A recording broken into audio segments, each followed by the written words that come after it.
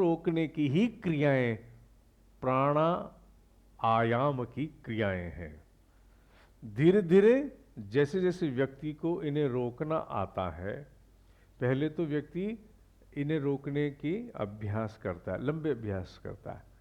फिर रोकने के पश्चात इसमें साथ में ब्लॉक क्रिएट करता है, जहां जहां से प्राण के निकलने के चांसेस हैं उसे सील करता है। चाहे वो मूल से हो, चाहे वो यहाँ रिब्स में से हो, चाहे वो गले में से हो, इन तीनों स्थानों पर ब्लॉक्स क्रिएट करता है, जिसे हम मूल, उड्डयन, जलंधर इत्यादि के नाम से स्वगुरु बोध में उल्लेख भी किया गया है। हम जानते हैं दे आर ब्लॉकेजेस। पहले तो रोकना और रोक के फिर ब्लॉक करना और ब्लॉक की अवस्था में और आगे बढ़ना, ये प्राणायाम है। ये इसलिए कहा, इसको बताने की अभी आवश्यकता नहीं थी। अगर श्लोक नंबर 29 नहीं आता तो शायद इतनी चर्चा करने की कोई आवश्यकता नहीं थी। Common people have not to know much about that, उन्हें को उसकी प्रैक्टिस भी नहीं करनी है। पर हजारों हाथियों का बल जब क्रिएट करना होता है, जिन लोगों को भी, मुझे नहीं, आपको नहीं, जिन लोगों को भी, उन्हें इस प्रोसीजर को अपनाना पड़ता है और वो यही यज्ञ करते हैं।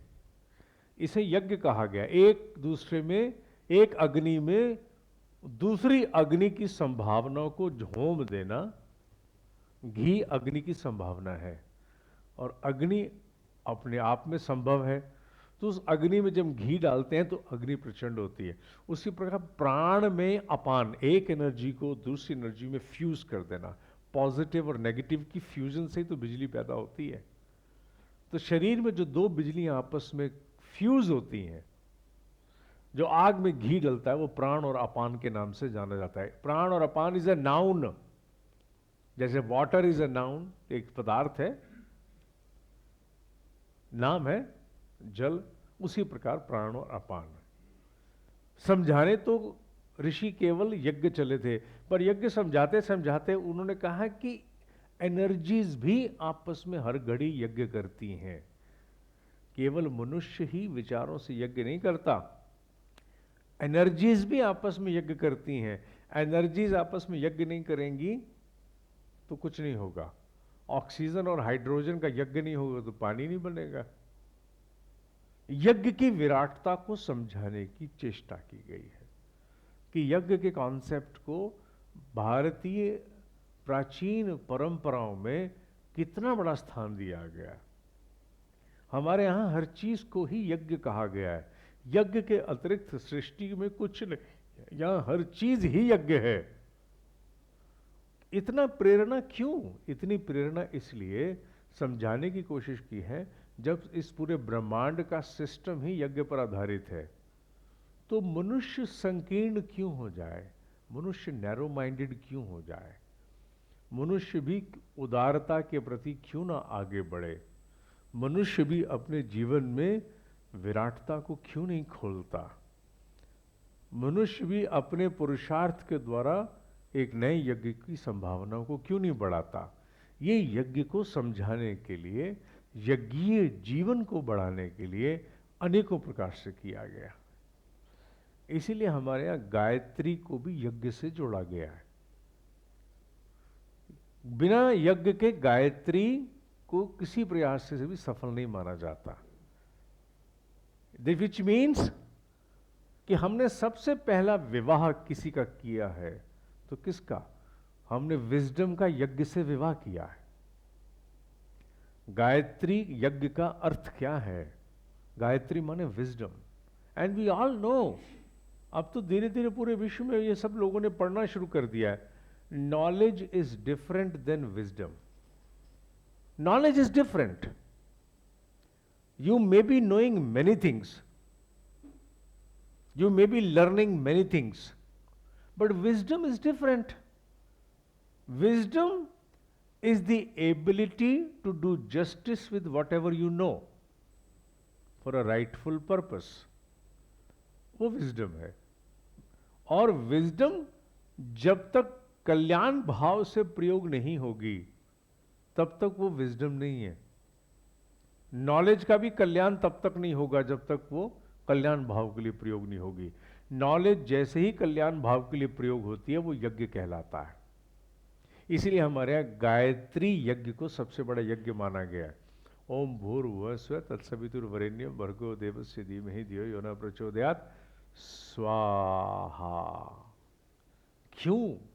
क्योंकि हमने माना है कि अगर प्रज्ञा, दूरदर्शी विवेक, फार साइटेड विजडम इस पृथ्वी पर भूसुर के निर्माण का आधार है, धरती पर मनुष्य को देवता बनाने का अगर आधार फार साइटेड विजडम है, दूर की सोचना, सबकी सोचना, तो उसका भी यज्ञ होना पहले जरूरी है। इसलिए हमने गायत्री का यज्ञ किया। गायत्री के यज्ञ से ही हमने बाकी सारे यज्ञ शुरू होते हैं। जितने भी प्रकार के यज्ञ हैं वो सारे गायत्री के बाद आते हैं, क्योंकि हमने विजडम को भी होम दिया जन कल्याण के लिए, फॉर लार्जर बेनिफिट। क्यों? क्योंकि सब कुछ ही सृष्टि में यज्ञ है। हम सांस लेते हैं और छोड़ते हैं। जब सांस लेते हैं तो एक प्राण भीतर जाता है, और जब सांस छोड़ते हैं तो दूसरा प्राण बाहर फेंकता है।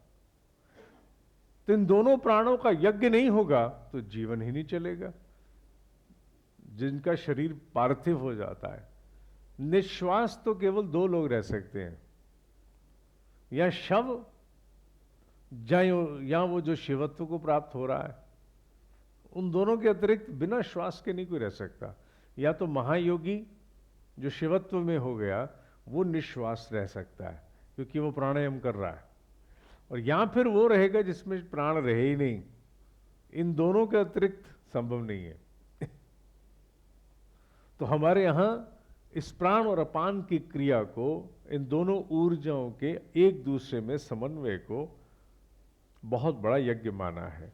और उसी यज्ञ की चर्चा श्लोक नंबर 29 और 30 में उन्होंने की है। अपाने जुह्यति प्राणम प्राणे अपानम तथा अपरे प्राणापान गति रुद्धवा प्राणायम परायणः।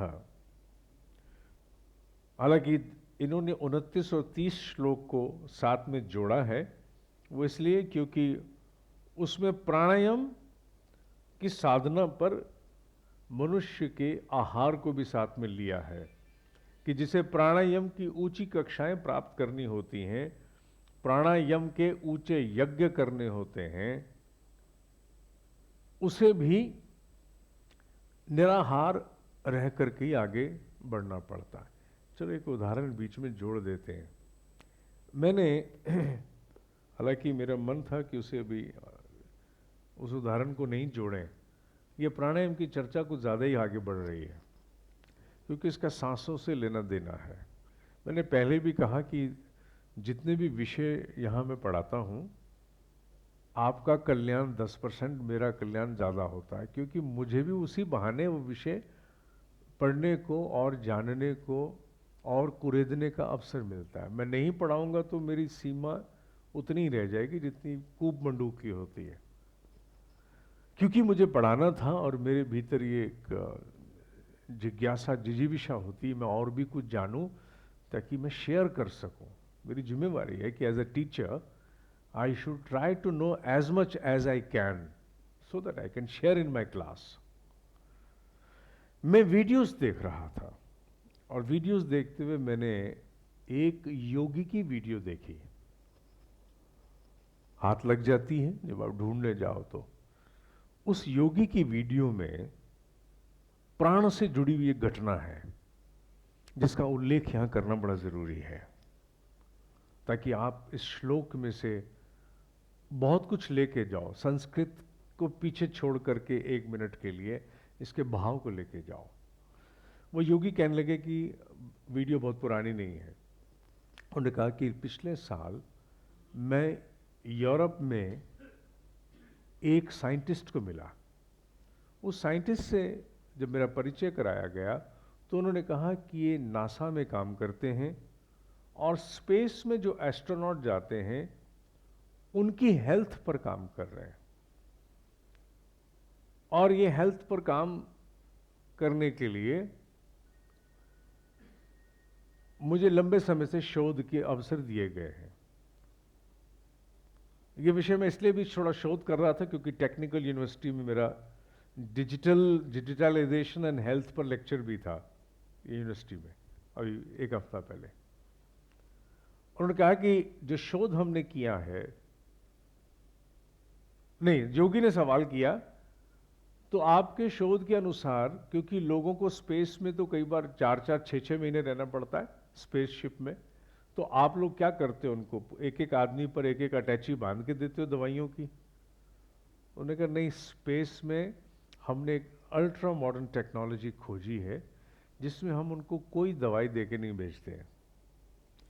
अच्छा, तो 6 महीने उसको 100 प्रॉब्लम आ सकती हैं, तो how do you treat that? उन्होंने कहा अभी आम आदमी तक आने में तो इसे 100 साल भी लग सकते हैं, पर मैं आपको बताता हूं कि हम लोग क्या करते हैं। उन्होंने कहा हम लोग आकाश में जाने वाले हर एस्ट्रोनॉट का जितनी उसके शरीर की बायोमेट्रिक्स हैं या उसके जितने भी शरीर के जितने परीक्षण हैं, ब्लड टेस्ट ये वो हम कर लेते हैं, लंबे समय के कर लेते हैं। और उन सभी को जैसे 1 साल तक आपके ब्लड सैंपल्स ये वो सब लेते रहे, उसकी पूरी रिपोर्ट को कंप्यूटर में डाल दिया। अब मैं जो सुनाने जा रहा हूँ बड़ा आश्चर्यजनक है, पर प्राण से जुड़ता है। और उन सभी रिपोर्ट्स के ऊपर कंप्यूटर एक अपने आप में उसी व्यक्ति का एक कंप्यूटेशन करके अपने आप एक प्रोग्राम डेवलप कर लेता है। और इतना ही नहीं, उस व्यक्ति को एक विशेष फ्रीक्वेंसी भी असाइन करता है कंप्यूटर। फ्रीक्वेंसी से तात्पर्य यह हो गया कि अगर इसकी शरीर की रासायनिक प्रक्रिया ऐसी है तो इसमें से इस प्रकार की तरंगें निकलती हैं, उन तरंगों के अनुरूप वो अपने भीतर एक फ्रीक्वेंसी असाइन कर देता है। इससे यह होता है कि अगर वो व्यक्ति जीवित है, अब वो पाताल में है, आकाश में है कि मंगल पर है, कंप्यूटर और उस व्यक्ति का अनवरत संबंध बना रहता है। कंप्यूटर उस व्यक्ति की समूची फीडबैक